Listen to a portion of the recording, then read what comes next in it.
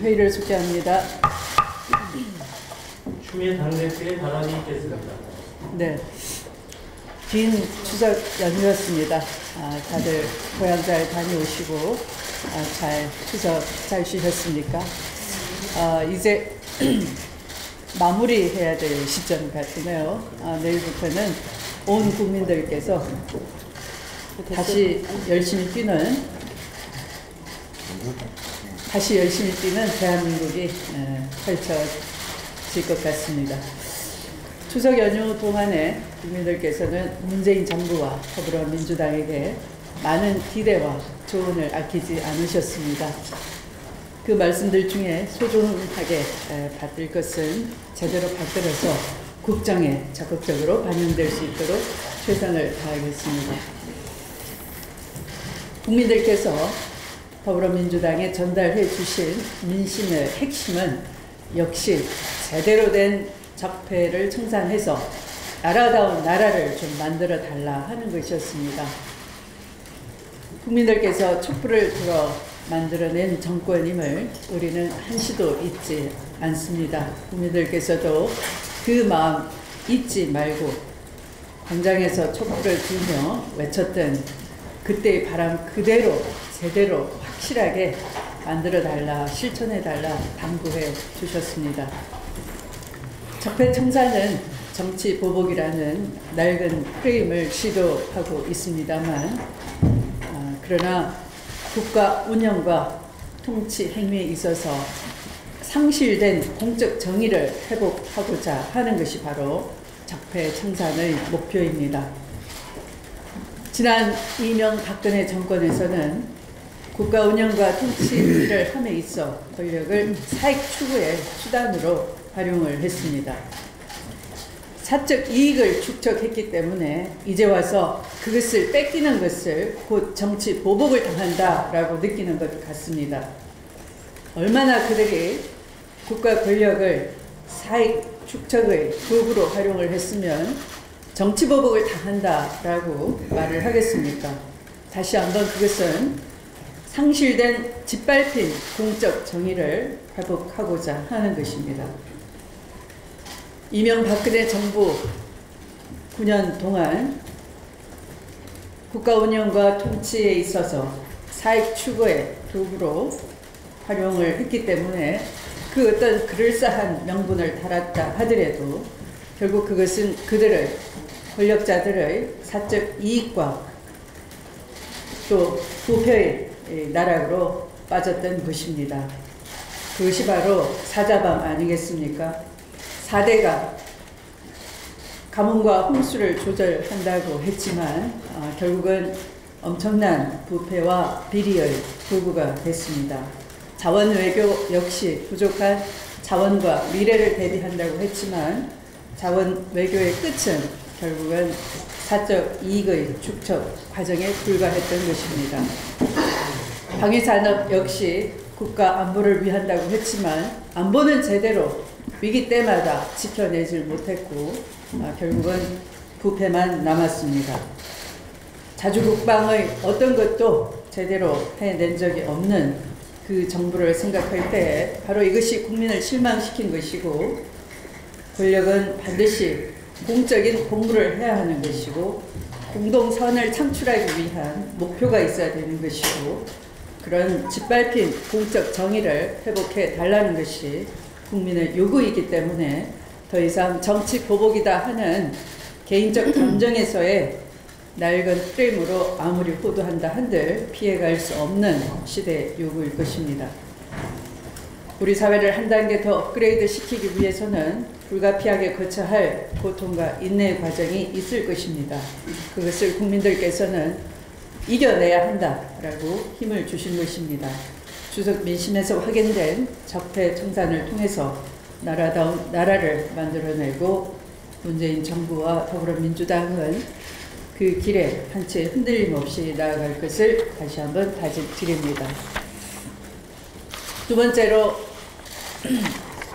추석 민심에서 확인된 것은 역시 한반도의 평화였습니다. 북한의 핵실험과 미사일 도발이 이어지고 있는 한반도 안보 상황에 대해 국민들께서는 그 어떤 경우에도 이 땅에서 전쟁만은 안 된다 한 목소리로 당부를 하셨습니다. 평화적 외교적 방식의 원칙이 어떤 경우에도 꼭 지켜져야 한다 하는 것이었습니다. 트럼프 미국 대통령의 단 한 가지 방법은 반드시 평화적인 해법이어야 하는 것입니다. 최근 소설가 한강씨도 뉴욕타임즈 기고에서 우리 한국에는 평화적인 해법이 아닌 것은 아무런 의미도 없다라고 주장했습니다. 한강씨의 주장처럼 지난 촛불혁명이 가장 평화로운 방법으로 세상을 바꾸어냈듯이 지금의 한반도 위기에도 평화가 아닌 다른 어떤 시나리오도 우리 국민은 생각할 수가 없는 것입니다. 그래서 외교 안보 문제만큼은 여야를 뛰어넘어 초당적으로 대처해 달라고 하는 것이 국민의 정치권에 대한 주문입니다. 우리 군은 북한의 노동당 창당 기념일에 저음해서 만에 하나 있을지도 모를 추가 도발 가능성에 대해서 예의주시하고 있습니다. 문재인 정부와 더불어민주당도 북한의 도발에 대한 확고한 응징 태세를 갖추는 한편 추석 민심을 통해 확인된 평화적 외교적 방식에 의한 해결 원칙을 더욱 확고히 관지해 나갈 것입니다. 이번 주는 정권교체 이후 첫 국정감사가 시작됩니다. 문재인 정부에서 처음으로 치러지는 국정감사에 임하는 더불어민주당의 각오는 비상합니다. 우리는 오직 국민만 바라보고 국민이 요구하는 변화의 길로 나아가겠습니다. 국정감사를 통해 새로운 시대를 열고자 하는 촛불 민심이 국정에 제대로 반영되도록 최고의 노력을 경주하겠습니다. 또한 사람과 인생, 안보와 지방, 미래를 살리는 오생국회로 국민 여러분들의 생활에 실질적인 도움이 되는 국정감사가 되도록 최선을 다하겠습니다. 이명박 정부 시절 국가정보원이 보수단체와 손을 잡고 김대중 전 대통령의 노벨평화상 수상을 취소해달라는 공작을 벌린 정황이 드러났습니다. 참으로 충격적입니다. 김대중 대통령의 노벨평화상 수상은 개인의 영예만이 아니라 대한민국의 국격을 높이는 국가적 영광이었다 할 것입니다. 도대체 국가기관을 통해 민주질서를 유린하고 국익을 손상시킨 이명박 정부의 끝은 어디인지 개탄스럽기 그지없습니다. 그럼에도 야당이 이런 문제들에 대한 진상규명 작업을 정치보복이라 규정하고 반발하고 있는데 국민들은 이를 결코 용납하지 않을 것입니다. 철저한 진상조사와 책임자 처벌로 다시는 국기문란 사건들이 재발되지 않도록 국가기강을 바로 세워 나가야 할 것입니다. 말씀을 마치겠습니다. 네, 다음 5원 15회를 가겠습니다. 네, 국민 여러분, 긴 연휴였습니다. 모처럼 만에 긴 연휴를 맞아서 모든 국민들께서 풍성하고 넉넉한 한가위를 보내셨을 것이라 기대합니다. 국민의 생명과 안전을 지키기 위해 추석 연휴도 잊은 채로 묵묵히 맡은 바 소임을 다해준 많은 분들께도 깊은 감사와 함께 존경의 말씀을 드립니다. 정권 교체 후 처음 맞는 추석인 만큼 이 자리에 계신 지도부를 포함해서 저희 당 121명의 의원 모두가 집권 여당으로서 보다 무거운 책임감을 느끼며 국민의 생생한 목소리를 더욱 귀담아 듣기 위해 노력했습니다. 무엇보다 엄중한 안보 위기에 대한 우려의 목소리를 많이 접했습니다. 현재 북한 노동당 창건일 내일 10월 10일 그리고 중국의 19차 당대회의 개막식인 10월 18일을 전후해서 추가 도발 가능성이 있다는 그 소식이 있습니다. 더욱이 최근 평양을 방문했던 러시아 하원 의원을 통해 북한의 장거리 미사일 발사 도발 준비가 되고 있다는 보도가 나오는 등 위기감이 다시 높아지고 있습니다. 이처럼 중차대한 위기 국면을 맞이해서 현장에서 만난 국민들께서는 한 목소리로 정치권이 일치 단결해서 현 상황을 슬기롭게 극복해달라 하는 주문들이 많으셨습니다. 특히 대통령과 여야 4당 대표들 간의 회동에서 안보 문제에 대해서는 대화를 통한 평화적 해결을 위해서 초당적 대처를 해달라는 것과 그리고 여야정 협의체의 조속한 출범을 합의한 것에 대해서 큰 기대를 국민들이 갖고 계셨습니다.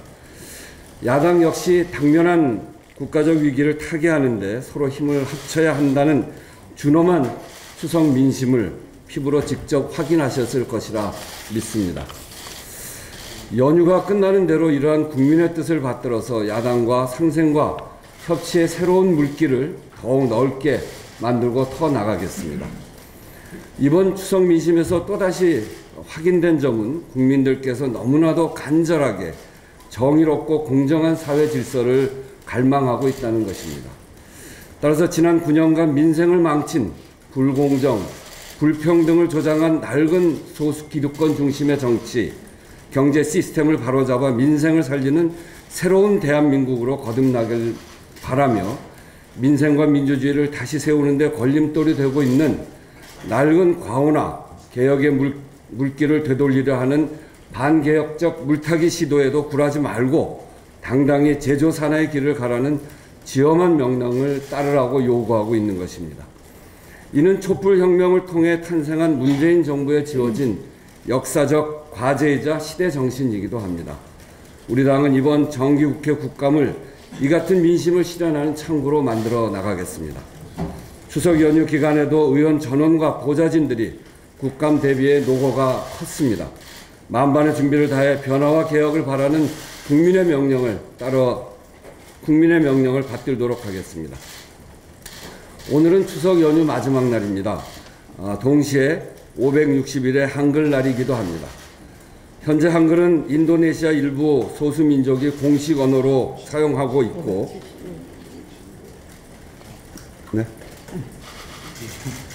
현재 한글은 인도네시아 일부 소수민족이 공식 언어로 사용하고 있고, 태국에서는 한국어 교과서까지 펴낼 정도로 그 우수성이 인정받고 있습니다. 한글의 이러한 우수성의 배경에는 백성을 먼저 생각한 세종의 애민 정신이 자리 잡고 있다 할 것입니다. 백성을 아끼고 사랑한 세종의 한글 창제 정신을 가슴 깊이 새겨서 평화와 개혁, 민생의 길에 더욱 박차를 가하겠습니다. 한미 양국 정부가 한미 FTA 개정 절차에 들어가기로 합의한 데 대해 야당의 부당한 정치 공세가 이어지고 있어 한 말씀 드리겠습니다. 이번 FTA 개정 문제는 미국 우선주의와 보호무역 기조를 앞세웠던 트럼프 행정부 출범 당시부터 일정 부분 예견됐던 상황이기도 합니다. 이 때문에 문재인 대통령 역시 지난 100일 기자회견에서 당당하게 협상에 임하겠다 이렇게 밝힌 바 있습니다. 그럼에도 불구하고 이번 개정 절차 진행 합의에 대해 한미동맹의 약화 그리고 대통령의 사과 등을 운운하는 것은 전형적인 친서봉대이고 견광부회의 극치라 아니할 수 없습니다. 국익을 위해 한 목소리를 내고 있는 미국 의회와 달리 정부 여당의 공격에만 몰두하고 있는 야당의 모습에 정말 안타까움을 금할 수 없습니다. 특히나 보수 야당들이 자동차와 쇠고기 재협상으로 후퇴된 협정안을 만들었던 이명박 정부에 대해 우리 당이 한 건전한 비판까지 싸잡아 매도하는 것은 아직도 자신들의 잘못을 인정하지 않는 무책임한 태도입니다. 보수 야당의 그래 너희들은 얼마나 잘하나 보자는 두고 보자식의 태도는 앞으로 있을 우리 내부 갈등을 부추길 수 있는 잘못된 것이기 때문에 무리한 정치 공세를 즉각 중단해 줄 것을 요청드립니다. 지금 우리 국회가 할 일은 국민적 여론을 성실히 수렴하고 각계각층의 이해관계를 균형 잡힌 태도로 수용하며 정부가 투명한 절차와 성실한 협상을 하게 함으로써 국가 이익을 수호할 수 있도록 여야가 협력하는 것입니다. 정부에게도 한 말씀 드립니다. 문재인 정부는 기존의 수출 대기업 중심의 통상정책 패러다임을 바꿔서 중소기업과 농민, 일자리와 소비자 후생에 입각한 포용적이고 지속 가능한 성장에 이바지할 수 있도록 하겠다고 약속한 바 있습니다. 새 정부의 통상정책이 가장 어려운 한미 FTA 재협상으로 첫 발을 내딛게 됐습니다. 만일 우리 관련법의 규정에 따라 한미 FTA 재협상을 시작하게 된다면 두 가지는 꼭 지켜야 합니다. 그 첫째는 투명하고 균형 잡힌 태도로 협상에 임해줄 것을 당부드립니다. 그동안 통상 관련 협상을 두고 외교적 관계와 협상 전략을 강조하면서 불투명하고 때로는 밀실 협상이라는 오해 속에 수많은 갈등과 이로 인한 사회적 비용을 치러왔습니다. 두 번째, 양국 간의 이익의 균형 없이는 타결도 없다는 결연한 자세로 임해 주실 것을 당부드립니다. 미국의 보호무역 기조와 중국의 사드 보복 등 우리를 둘러싸고 있는 경제 환경이 녹록지 않은 상황에서 정부의 굳건한 태도가 이 파고를 뚫는 방향타가 될 것임을 명심해야 할 것입니다. 끝으로 더불어민주당은 우리 국민 보편 다수의 이익을 지키는 것을 목표로 정부와 심도 깊은 논의를 통해 빈틈없이 준비해 갈 것을 말씀드립니다. 대표님이 말씀을 하셨습니다만 강조하기 위해 한 말씀 더 드리겠습니다. 보도에 따르면 이명박 정부 당시 국정원이 보수단체와 모의해서 김대중 전 대통령 서거 후 대통령께서 받은 노벨 평화상 수상 취소 청원을 계획했다는 것을 검찰이 확인했다고 합니다. 만일 관련 보도가 사실이라면 이명박 정부 국정원은 평생을 대한민국의 민주화와 평화 통일에 앞장서온 전직 대통령의 명예를 욕되게 했을 뿐만 아니라 동시에 고 김대중 대통령의 노벨 평화상 수상으로 대한민국이 민주주의 모범으로 세계 속에 우뚝 솟았던 것을 부정하려 한 일종의 반역 행위에 가까운 짓을 저지르려 한 것입니다. 특히 국정원과 모의한 이 보수단체는 김 전 대통령 서거 직후부터 악의적 논평을 내거나 노벨 평화상 수상에 공작과 거래가 있었다는 허위 사실을 유포했다는 점에서 국정원이 야당 정치공작 차원에서 장기간 보수단체를 이용해 일련의 공작을 벌인 것은 아닌지 의심스럽기까지 합니다. 관련 사실이 드러난 만큼 검찰은 철저하게 관련자의 증거를 조사하고 혐의가 드러날 경우 현행법에 따라 강력하게 처벌할 것을 촉구합니다. 이상입니다. 다음은 양양재 최고위원의 발언입니다. 이 정부에 바라는 평화를 위신도 우선적으로 적폐를 청산해 달라는 것임을 말씀드립니다.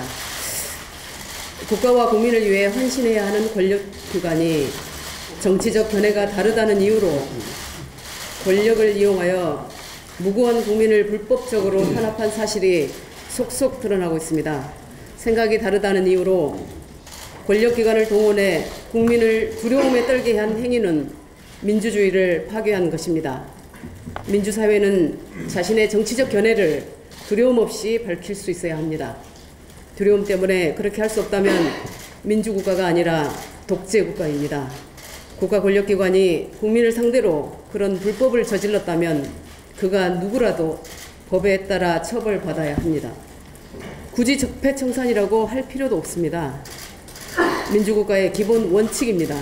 불법과 비리를 저지른 사람은 누구라도 예외 없이 처벌받으면 됩니다. 촛불민심이 요구한 명령입니다. 반대로 아무리 정치적 견해 차이로 분노하는 상대라 할지라도 불법이 아니라면 법에 의해 보호받을 권리가 있습니다. 정치 보복이라는 논리로 민주주의를 파괴한 죄를 피해갈 수는 없습니다. 정치 보복은 단지 정치적 견해가 다르다는 이유로 블랙리스트에 올리고 부당하게 탄압한 경우에 쓰는 말입니다. 정치 보복을 자행한 사람들이 정치 보복을 하지 말라고 하는 것은 적반하장입니다. 이전에 민주정부는 그런 적폐가 없었냐며 협박하기도 합니다. 다른 정권의 잘못이 자신들의 죄를 덮어주지는 않습니다. 오히려 잘못인 줄 알고도 그런 불법 행위를 했다면 그것은 더 나쁜 것입니다.